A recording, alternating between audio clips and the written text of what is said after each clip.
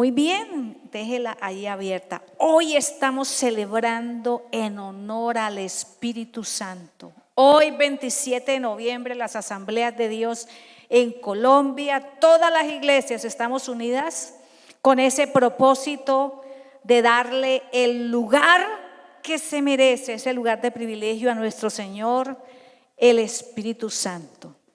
Y me encanta del Espíritu Santo la manera como inspiró a los escritores bíblicos.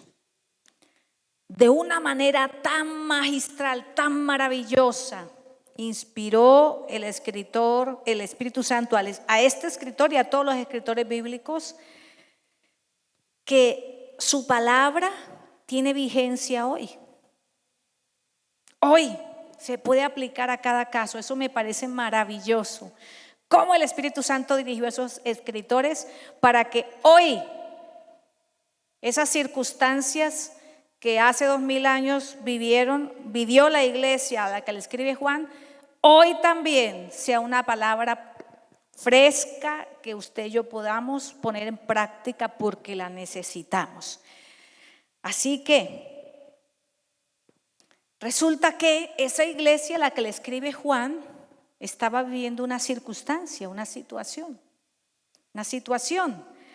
Y vamos a leer cuál era.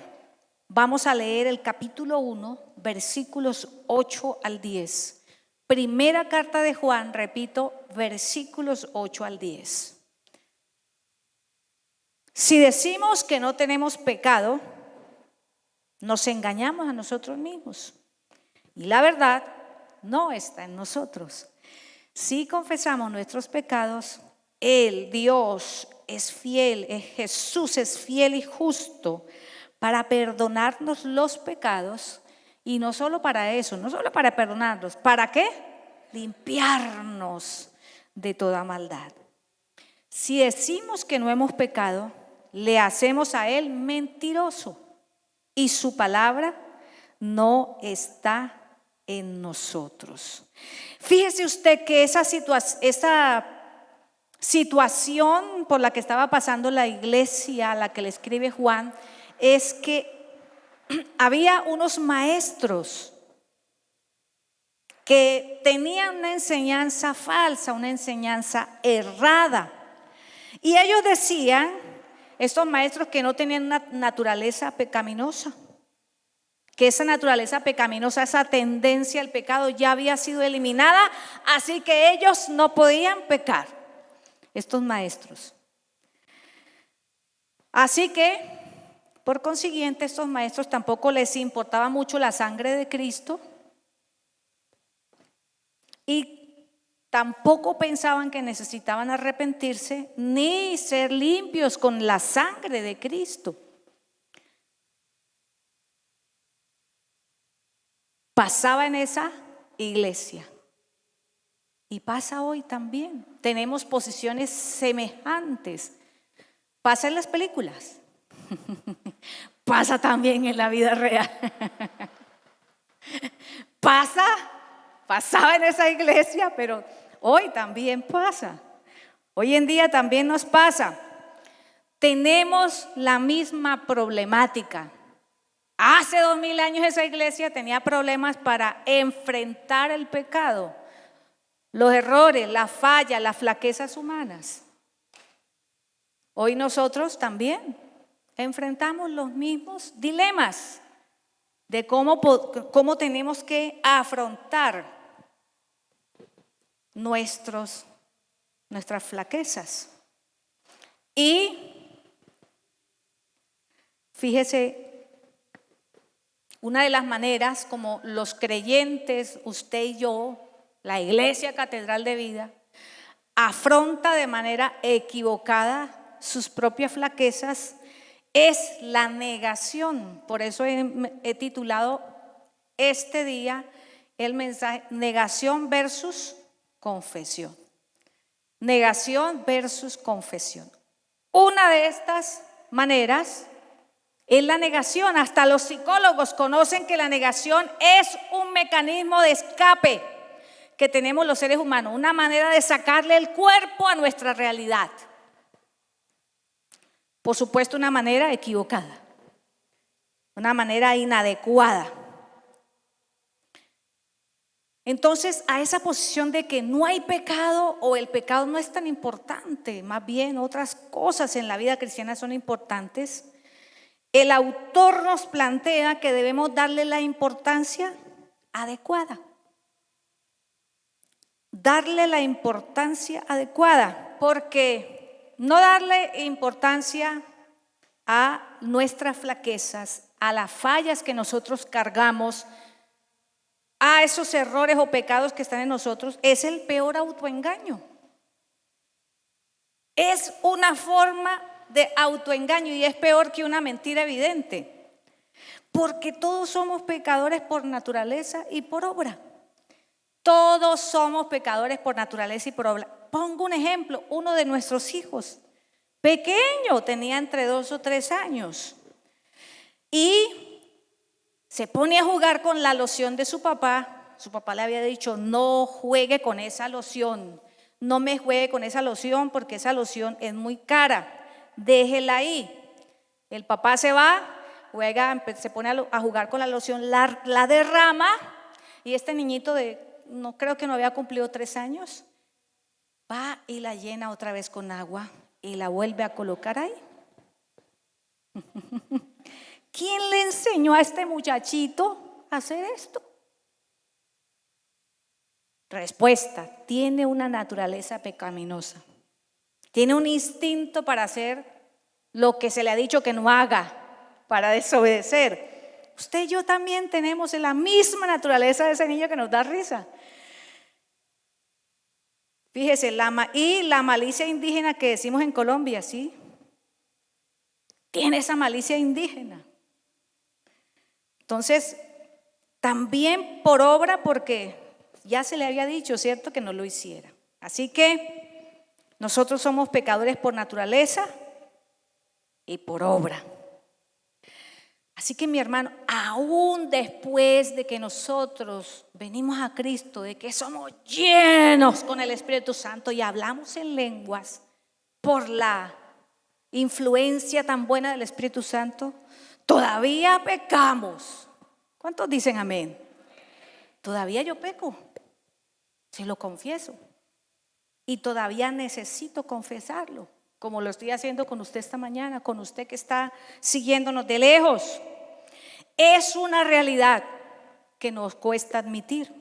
Nos cuesta admitir que somos pecadores.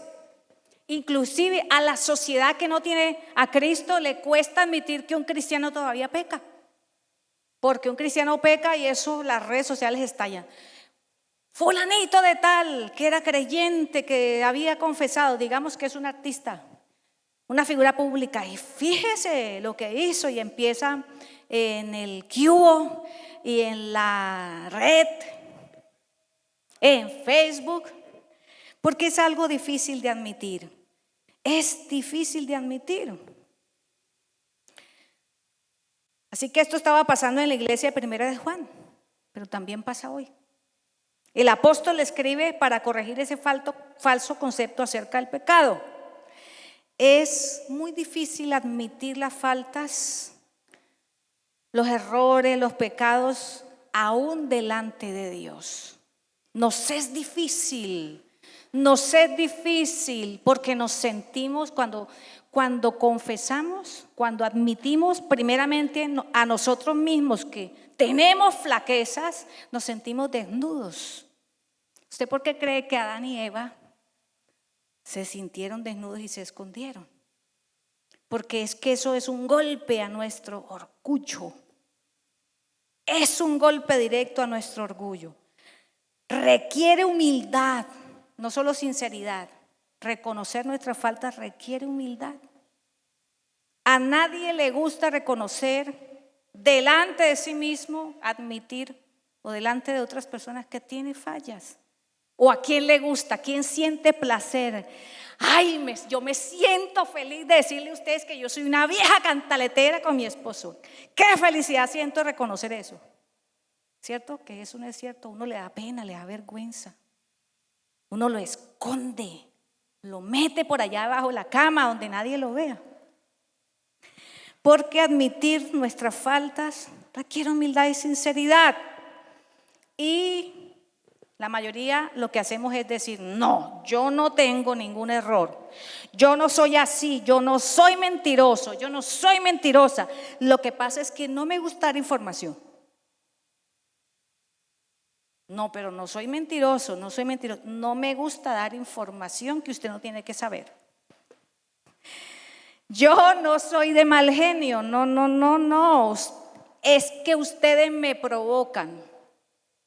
Ustedes me buscan y me hacen enojar. Pero yo no soy de mal genio. Hemos dicho o pensado eso alguna vez, ¿cierto? Yo no soy coqueta, yo no soy coqueto. Lo que pasa es que a mí me gusta ser muy amable, muy sociable con el sexo opuesto.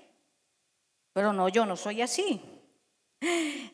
Y estas no son las únicas en las que pecamos o fallamos. Solamente le estoy diciendo como las más comunes o las que a veces nosotros consideramos que son más pecaminosas o que se notan más. Pero hay muchas más faltas que nosotros no somos capaces de reconocer. Pasa en las películas, pasa también en esta vida real, ¿cierto? Así que no es fácil, porque requiere humildad y sinceridad de reconocer esas debilidades. Pero, en primer lugar, usted no debe temer revelar sus pecados a Dios. No le dé miedo, no le dé susto. Aunque el pecado que usted haya cometido o en el que esté viviendo, usted diga es que eso es extremadamente sucio, extremadamente pecaminoso. ¿Cómo voy yo delante de un ser tan santo a confesar esto? Pero Él ya te conoce, Él ya me conoce, Él sabe la gravedad de mi pecado, del pecado de la señora Mabel. Él lo conoce, conoce mi grosería, conoce mi mal genio, conoce mi criticadera, conoce mi deseo de no admitir mis pecados. Él ya nos conoce. Y sabe una cosa, aunque usted le confiese su pecado, Él nunca lo va a alejar de usted. Nunca te va a apartar de su presencia. Nunca va a hacer lo que nosotros hacemos. Quite de aquí que no lo quiero ni ver. Quite de aquí que no lo quiero ni ver. Eso nos provoca o hacemos a veces con las personas que fallan hacia nosotros, ¿cierto? Pero Dios nunca va a hacer eso. No importa lo que hagamos. Por el contrario, si usted confiesa sus errores, sus fallas, sus pecados, Él lo va a limpiar, como dice la Escritura, como lo hemos escuchado que nos ha prometido. Él nos limpia de nuestro pecado y nos acerca más a Él. Nos acerca más a Él. Así que no tenga miedo de admitirlo. No tenga miedo de admitir. A veces es necesario hacerlo ante las personas y eso sí que es más difícil todavía. Es más duro. Pero hay ocasiones en que necesitamos, sobre todo cuando con esas flaquezas que nosotros tenemos le hemos fallado de alguna manera, hemos dañado de alguna manera, hemos afectado o perjudicado de alguna manera a personas cercanas a nosotros. Y nos da pena, pensamos que el concepto que los demás van a tener de nosotros se va a ir al piso, se va a caer. Y yo aprendo una lección grande de que aún los que estamos en autoridad necesitamos confesar nuestras fallas a los que están bajo autoridad de nosotros. Yo recuerdo claramente cómo una vez mi papá falló, tuvo una flaqueza, se extralimitó en su castigo físico conmigo. De castigo pasó a maltrato. Y yo creo que mi papá luchó todo el día, porque eso fue en la mañana. Y sí, lo que yo hacía merecía un castigo, por supuesto, adecuado a la falta y a la edad. Y hasta por la noche, ya cuando yo me iba a acostar a dormir, porque nosotros en la casa nos acostumbramos a que no nos dormíamos sin que le dijéramos: papá, bendición, mamá, la bendición. Entonces cuando yo fui a decirle: papá, la bendición, él me dijo: venga, camine, vamos al cuarto. Y yo dije: ay, bendito, me va a dar más, me va a regañar más. Me dijo: siéntese ahí en la cama. Y me dijo: hija, tengo que reconocer que fui violento, que me extralimité en mi castigo hacia ti. Yo creo que mi papá luchó porque él pensó: la autoridad se me va a caer, el concepto que mi hija tiene de mí se va a estar por el piso. Pero ¿saben una cosa? Eso surtió en mí un efecto contrario. Creció un respeto mayor y una admiración mayor hacia mi papá. Así que no tenga miedo de confesar sus faltas a quienes usted le ha hecho daño, porque eso le va a limpiar de toda maldad y le va a acercar a esa persona. Le va a acercar a esa persona. Este mensaje esta mañana no se ha acabado, continúa. El mismo autor, el apóstol Juan, nos muestra a Cristo tratando con el pecado de ciertas personas. Y quiero que vaya al Evangelio de Juan capítulo 5, por favor. Vamos a utilizar 3 casos del Evangelio del mismo autor. ¿Qué ocurre o qué hace el Señor con mis pecados? Que, como decía el primer punto, no queremos confesar por cobardía, por orgullo, por el qué dirán, la negación. El pecado es pecado, llámele como le querramos llamar, y me gusta la etimología, el origen de la palabra. El griego es hamartía, y el primer significado básico de hamartía es errar al blanco. Como cuando hay una persona con una escopeta o con un arco y tiene la diana al frente y dispara, y en lugar de pegar en el blanco, en lugar de matar la vaca, no le pegó ni al potrero. Nos erramos no confesando el pecado. Esa es la maldición, esa es la vergüenza del pecado que nos invita o nos lleva a no confesar, sino a errar. Y entonces el evangelista dice que un día Jesús cruzó por un lugar donde solamente había ¿qué? ¿Ya lo alcanzó a percibir dónde se encuentra Jesús?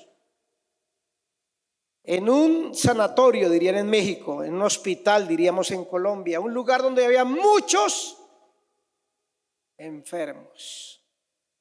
Porque parece ser que ahí había unas aguas medicinales. Usted sabe que se ha descubierto que las aguas termales son medicinales para ciertos problemas de la piel, de los huesos. Si usted quiere saber dónde, yo le doy una dirección, unos lugares aquí en el Tolima y fuera del Tolima, y usted se sentirá muy bien después de haber pasado por las aguas salutíferas de Tocaima o de Neiva o de allá arriba, llegando al nevado del Tolima. Pero aquí está una multitud de enfermos, y específicamente dice que esas aguas las buscaban 2 tipos de personas. Dígame los 2 tipos de personas para hacerle dar un premio en esta mañana. Los que estaban ¿qué? Con los pies enfermos. ¿Cómo estaban? Cojos, no, lea bien la Biblia. Estaban cojos, y 2 paralíticos. O sea, personas que sufrían de huesos y de músculos en parálisis. Y cada vez que había un movimiento en el agua, no se explica bien por qué, a algún escriba le colocó un ángel, pero no, parece que cuando el volcán o la fuerza interna de la tierra hacía agitar las aguas, se tiraban allí, venían aguas frescas, por supuesto, y este hombre que llevaba 30 y ¿cuánto? 38 años, no ahí en ese lugar, pero sí en esa condición de parálisis. No sabemos si era cojo, no sabemos si era paralítico. El asunto es que él permanecía y tenía una colchoneta, tenía ahí una, ¿cómo llaman los colchones de fique? De fique no, de cáscara de estera, una estera ahí, y esperaba que el agua se agitara para caer, pero cuando llegaba ya habían 20 delante de él. Y Jesús cruza por ahí buscando, yo digo, a un pecador. ¿Y por qué lo digo? Mire lo que la pregunta de Jesús: ¿quieres ser sano? Y sería una pregunta muy cruel si quien la hace no tiene el poder para sanar.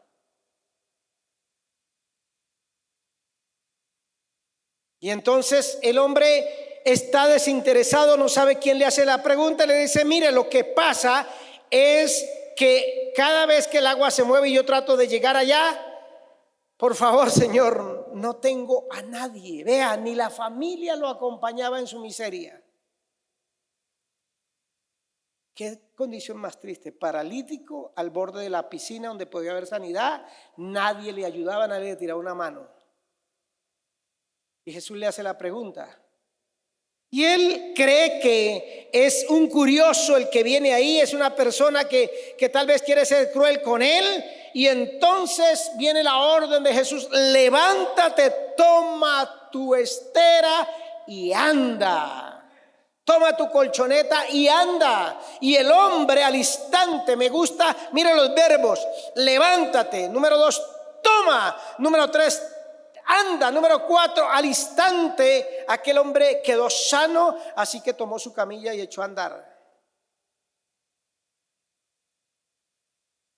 Y podemos decir, como diría un buen evangélico, ¿qué diría? Al ver una obra de estas: ¡oh, aleluya! ¡Amén! ¡Qué milagro! Pero el autor, Juan, nos dice que esa sanidad trajo problema porque era el día sábado. Y ahí estaban los fariseos y le cayeron a palos. Pero a mí no me preocupa tanto los fariseos, me preocupa el hombre. Y le preguntan: ¿quién te sanó? ¿Por qué andas con esa estera por aquí, alrededor del templo, por la ciudad de Jerusalén? No está permitido. Ellos habían inventado 39 reglas de lo que no se podía hacer el día sábado, y una de ellas era llevar la cama. Aunque él no lleva la cama, sino lleva una estera bajo el brazo, eso para ellos era trabajo. Y la respuesta a los fariseos fue: un hombre, no sé quién es, no tengo ni la menor idea de quién es, porque Jesús hizo el milagro y se escabulló, había tanta gente ahí que se desapareció, por decirlo así. Y él dice: yo no sé, pero al tiempo se lo encontró en el templo. Y aquí viene lo interesante. Mire las palabras de Jesús, que es las que yo quiero que usted y yo analicemos. Mire las palabras de Jesús: ha sido sano. Y me gusta el verbo aoristo perfecto: estás siendo sano. Es decir, hay sanidad continua. Pero mire la siguiente, ¿qué le dice? Está siendo, pero no peques más para que, ¿qué?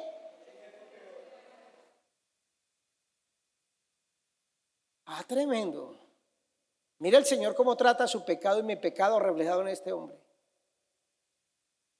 El Señor se manifiesta en nuestra vida y a veces creemos que el milagro es señal de la aprobación de Dios. Y mira lo que le está diciendo: tú estás continuando en tu pecado. Y la Biblia no dice cuál era el pecado, pero la conciencia del hombre, eso que usted y yo tenemos, le dijo al hombre: sí, mi problema es la masturbación, mi problema es la pornografía. Claro que no había pornografía en esa época, pero había mirones. O había matado a alguien, o era violento en la casa, por eso está solo, la familia no lo respalda. Algo, un pecado específico, y note que recibió sanidad, pero siguió. De ahí la importancia de lo que dice Juan en la epístola: confiéselo. Pero no con el dolor de que Dios me va a desechar, no. Y este hombre no lo dice la Biblia, pero es un ejemplo de que a pesar de haber recibido una obra tan maravillosa como haber dejado de ser cojo o paralítico, de tener ahora el completo funcionamiento de su cuerpo, ya no hay nada que lo limite, continúe viviendo. Triste realidad que hoy también muchos de nosotros hacemos y creemos que la gracia del Señor, el amor de Dios es un caucho que se puede estirar hasta el infinito. Ojo. Y mire lo que está diciendo la palabra. Le está diciendo a este hombre en el caso particular, no lo quiero generalizar, pero en el caso particular le está diciendo la causa de tu desgracia, la causa de que la familia te haya abandonado, la causa de que estés ahí postrado, tirado y nadie te dé una mano, es tú. Por eso me gusta la forma como Jesús trata nuestro pecado. No se le escapa. 2, capítulo 8. Capítulo 8.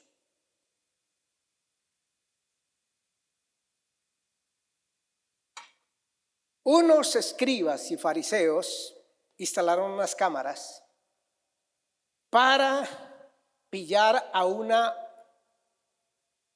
patisuelta, a una casquivana, a una cabra, a una oveja descarriada, y las cámaras funcionaron. Mire lo que dice la palabra del Señor en el capítulo 8 del mismo evangelio. Dice que Jesús madrugó al templo. Dice que al amanecer, el amanecer son las ¿qué? 5 de la mañana más o menos, 4 o 5 de la mañana Jesús fue al templo y ya estos están en las cámaras pateándose todo en el vecindario. ¿Quién entraba y quién salía por esa calle? Y pillaron, hermano, que esta mujer estaba con el amante, con el diablillo, con el arroz en bajo, con ese demonio o con ese mozo, y allá estaban y calcularon el tiempo y rompieron la puerta o entraron por detrás o rompieron la ventana y allá llegaron y dijeron: ¡pillaos! ¡Estás pillado! ¡Estás pillada! La pregunta que siempre se hace es: ¿por qué el hombre no apareció? Buena pregunta y no habrá respuesta. Pero agarran a la mujer y se la llevan a Jesús. Usted ya conoce la historia, la está leyendo ahí conmigo.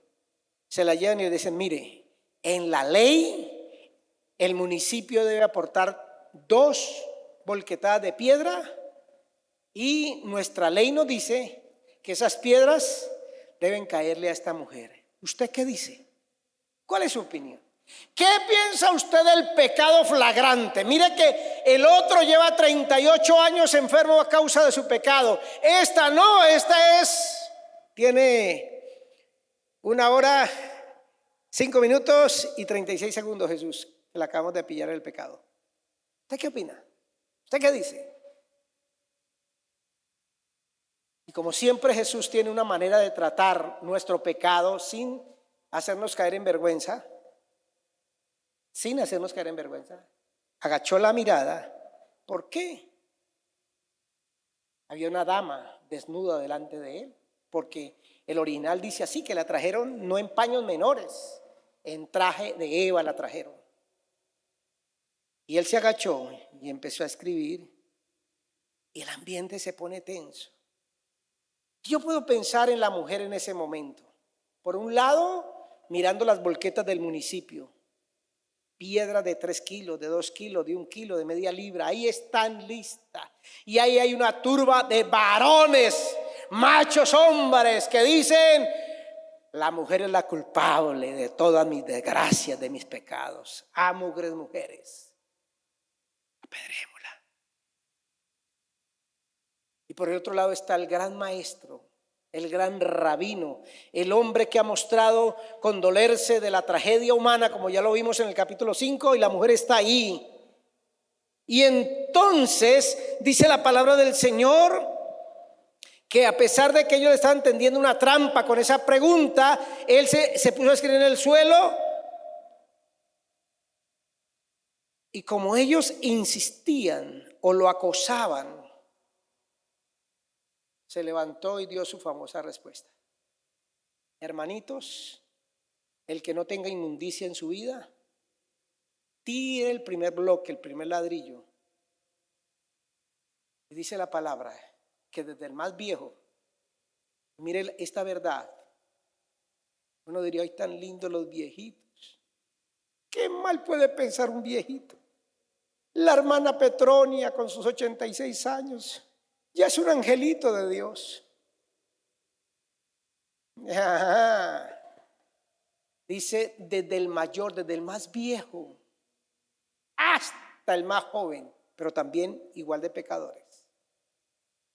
Fueron en el desfile y le dijeron a los dueños de las volquetas o a los choferes, vámonos de acá, porque hoy las piedras son para nosotros. Pero aquí viene lo que yo quiero compartirle. Entonces ahora sí Jesús trata con una mujer sorprendida en una inmoralidad sexual, en el mismo acto sexual del adulterio. Le preguntó, ¿dónde están? ¿Ya nadie te condena? Y la mujer con ese ánimo dice, nadie, Señor. Y aquí viene lo interesante del mensaje de hoy. Yo no te condeno tampoco. No te condeno. ¿Pero qué? Vuelve a tu vida. Y esta versión lo dice, no vuelvas a pecar. Esta otra dice, desde ahora no vuelvas más a pecar. Interesante. Jesús cuando perdona nos da el poder para no volver a pecar. Cuando somos confrontados, ¿se acuerda de David? El primer pornógrafo en el Antiguo Testamento, el primer mirón, que cayó con la esposa de Urías y se hizo, como dijo la pastora, aquí no ha pasado nada, esto no ocurre, el pecado es humano, yo soy un rey, yo tengo derecho a una canita al aire, eso nadie se va a dar cuenta. Y creemos tontamente que sí, efectivamente. El hombre se fue para el motel 5 estrellas, entró a la 1 de la mañana donde no había nadie, y entró vestido de negro y le puso un chapuzón negro a ella también, pero ahí estaba Dios. Y tiene Dios que enviarle un profeta y le cuenta la parábola de la ovejita y las 5 ovejas o las 4 ovejas. Pero ¿sabe qué me gusta de David? Usted lo ve en otros fracasos, como solemos hacer los cristianos, los creyentes, pero nunca más lo volvemos a encontrar pecando en lo mismo. Y no sé si el Espíritu Santo le está abriendo su entendimiento a usted. Señal de un verdadero arrepentimiento, de que el Señor me ha perdonado los pecados, es que tengo el poder para no volver a pecar, porque si vuelvo por esas mismas sendas, el capítulo 5 en el paralítico nos dice lo que puede llegar a qué. Así es que cuidemos nuestra lengua, porque con ella es que pecamos mayormente. Ah, pero es que yo no he estado en el motel con ella, pero le armé la película. No, es que, venga, la lengua siempre nos lleva por delante al pecado. Entonces, hermanos, Jesús cómo trata con el pecado hasta ahora, de una manera personal, individual. Todos pecamos de maneras distintas. La naturaleza es la misma del pecado, pero todos pecamos de maneras distintas. Y nos creamos una fantasía, un mundo, unas arandelas ahí que consideramos esto va a ser así. Yo peco y esto me va a salir así. Pero el Señor viene y trata con esas arandelas y con esos castillos que armamos, esas películas que nos armamos, y nos pone el dedo donde tiene que ponerlo. Y a la mujer le dijo, yo no te estoy condenando, te libré de 1 o 2 volquetadas de piedra, te libré de la muerte, porque la paga del pecado es muerte, pero no vuelvas a pecar. Yo he descubierto en mi vida como pastor de tantos años que los pecados nuestros no son, a veces el 98% son pecados con nuestra lengua. Por eso que la Biblia dice, sea todo hombre tardo, ¿para qué? Para hablar. Primero piense antes de hablar. Y tercero, capítulo 9. ¿Cómo trata el Señor? ¿A dónde nos quiere llevar el Señor frente a nuestros pecados? Manera de solucionar fácil el problema del pecado en una persona. Al pasar, dice la Biblia, había un hombre ciego de nacimiento y le preguntaron sus discípulos diciendo: Maestro, ¿quién pecó, este o sus papás, para que haya nacido ciego? Y mire esto, Piedad, mire esto, Ricardo. Ya el caso aquí no es de alguien que está ciego por causa del pecado. Por eso me gusta Jesús. Y aquí sale en defensa de alguien que está siendo injustamente acusado ¿de qué? Pecar. Yo sé que a usted y a mí nos han acusado injustamente de pecados. Eso lo sé, hermano. Las tinieblas siempre le tiran a la luz. Yo vi a esa viejita de Yanira que entraba ahí al motel con 2 muchachos. Pero la hermana de Yanira, sí, ve. Y detrás iba la otra de Yanira. De Yanira Díaz iba detrás, iba con 3 mechudos allá. Las tinieblas siempre le tiran a la luz. Sin duda usted me cuenta a veces las cosas que hablan de mí. Gente que se ha ido de esta iglesia amargada, gente de otros que no me conoce o me conoce. Pero Jesús sabe defendernos de los pecados que no son ciertos. En ese momento, ni sus papás, ni acaba de pecar. Mire lo lindo. No es un hombre pecador, no es una familia de pecadores. Es que está pasando por un tiempo de crisis y a mí sí me gusta eso, hermano, porque si algo a mí me ha ocurrido en la vida son crisis. Y tan fácil que es explicar las crisis de los demás. ¿Con qué? ¿Se acuerdan de los 3 amigos de Job? Usted está en la olla, usted está llevado, usted está mal porque usted ha pecado. Y entre más grandes sean sus alaridos, sus chillidos y su dolor, es porque más grande es su pecado, le dijeron los 3 amigos. Y mire que Jesús dice, pero aprovecha la ocasión de sanar a ese hombre para llevarlo en un proceso que, aunque el hombre no es pecador, necesita convertirse en discípulo de Jesús. Entonces dice que Jesús, versículo 6, escupió en la tierra, el Señor era como sucio, e hizo lodo con la saliva y untó con el lodo los ojos del ciego y le dijo: ve a lavarte en el estanque de Siloé. ¿Quiere la unción de la saliva? ¿Con barro? Y el hombre va y recupera la vista, y los primeros que se dan cuenta, hermanos, que este hombre dejó de ser ciego fueron sus ¿qué? Y empieza el proceso, hermanos. Empieza una dura lucha en el capítulo 9 y 10 acerca de la luz verdadera. Y entonces los fariseos lo hicieron traer y le hacen la misma pregunta que le hicieron al otro.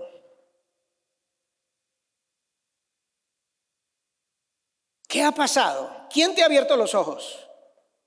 Y entonces él empieza a explicar. Y le dijeron: mire,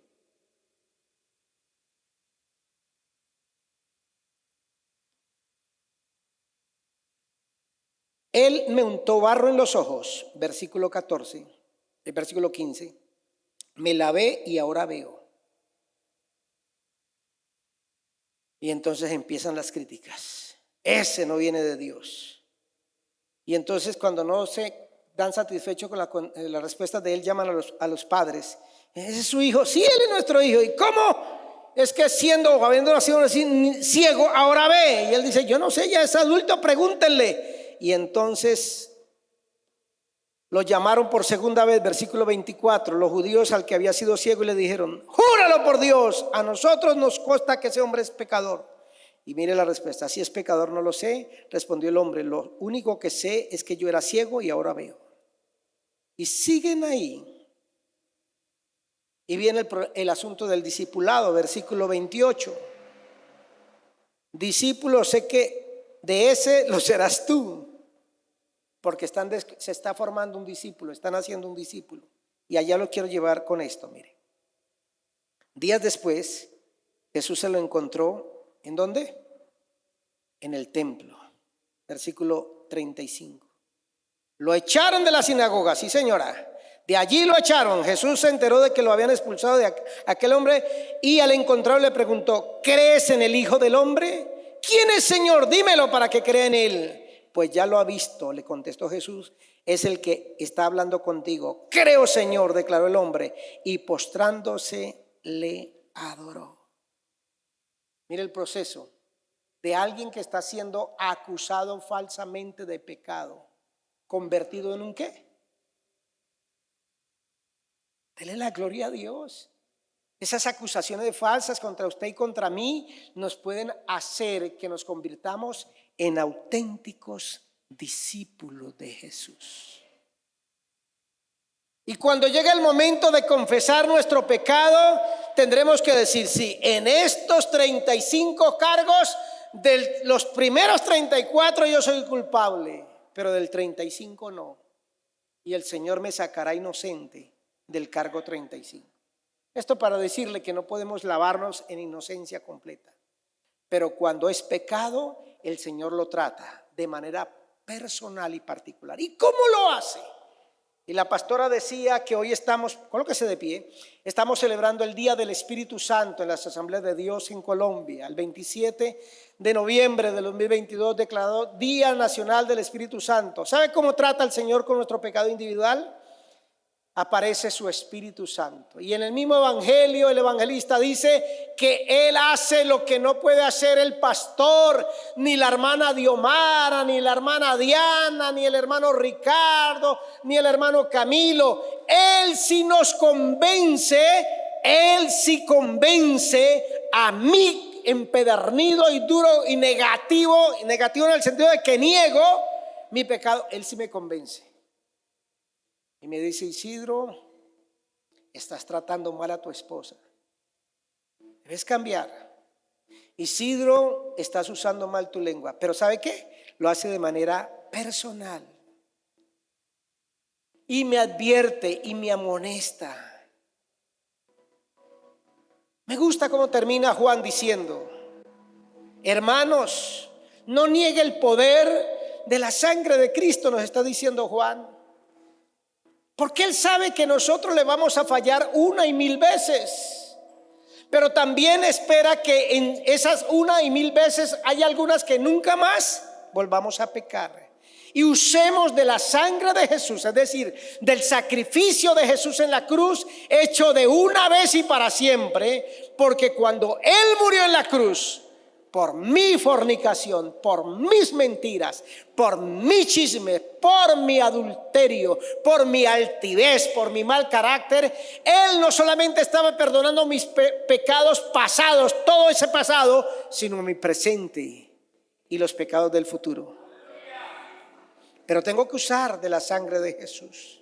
Tengo que usar del sacrificio de Jesús vez tras vez, no para volver a crucificar, dice la Biblia, a Cristo, no, sino para decirle: Señor, tu gracia es tan grande y tu sacrificio fue tan perfecto que proveíste solución, salida a mi pecado del pasado, del presente y del futuro. Por eso no le dé vergüenza decir: Señor, metí la pata.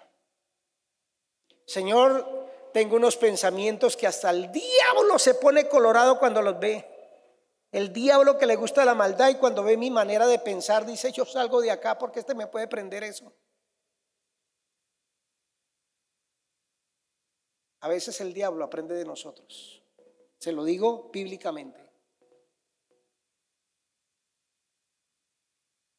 No le dé vergüenza, no le dé pena al Señor y al prójimo. Una vez pequé contra una hermana de esta iglesia y le pedí perdón. Y le dije, hermana, váyase de la iglesia porque yo estoy seguro que usted se va. No tiene derecho a tener un pastor como yo. Y la hermana me dijo, yo lo quiero y lo amo tanto, pastor, que me quedo. Y se quedó amándome y dándome una prueba de que cuando uno confiesa delante de los demás los pecados, en lugar de uno achicarse, se engrandece. Y la hermana murió. Y en la hora de la muerte le dijo a los hijos, me traen al pastor Isidro Perilla acá. Yo sé que me voy a morir. Y fui y me abracé con ella y oramos y me decía, mi pastor, me estoy muriendo, sé que no me voy a levantar, pero sé que en el cielo los veremos otra vez. Y yo decía, qué gran amor de esta mujer. El pastor Isidro Perilla, forero, pidiéndole perdón a una oveja a la iglesia. Sí, y lo haré 1001 veces. No me achica, no me pone por el piso. Confiésele, hermano, a esa nuera que usted sabe muy bien que la ha embarrado con él. Vaya y pídale perdón, engrandézcase. Vaya donde su abuela, donde su abuelito que lo ha ofendido, pida perdón.